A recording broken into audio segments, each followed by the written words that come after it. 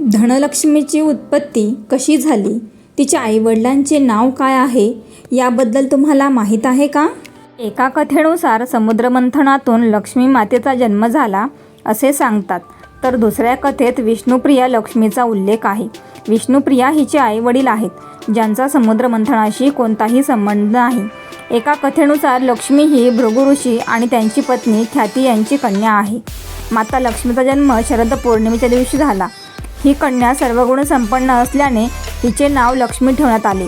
या कथेत लक्ष्मी मातेचे 2 भाऊ देखील आहेत, धाता आणि विधाता अशी त्यांची नावे असून अलक्ष्मी नावाची बहीण देखील आहे. ऋषी भृगु राजा दक्षचे भाऊ आहेत आणि सप्तर्षी आहेत. अशा प्रकारे लक्ष्मी ही माता सतीची बहीणसुद्धा आहे. असे सांगितले जाते की लक्ष्मीने भगवान विष्णूला पतीच्या रूपात प्राप्त करण्यासाठी समुद्रकिनारी तपस्या केली होती. हजारो वर्षाच्या तपस्येनंतर त्यांची परीक्षा घेण्यासाठी इंद्रदेव प्रकट झाले. इंद्रदेवाने विष्णूचे रूप घेतले.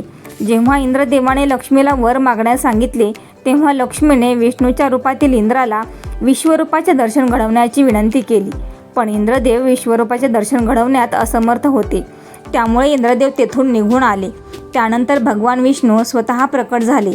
विष्णूने लक्ष्मीला वर मागण्यासाठी सांगितले. लक्ष्मीच्या या प्रार्थनेवर विष्णूने विश्वरूपाचे दर्शन घडवले आणि लक्ष्मीच्या इच्छेनुसार भगवान विष्णूने त्यांना पत्नी म्हणून स्वीकारले. त्यानंतर एका स्वयंवरात माता लक्ष्मी आणि भगवान विष्णू यांचा विवाह झाला. अशा प्रकारे माता लक्ष्मी या भगवान विष्णू यांच्या पत्नी बनल्या.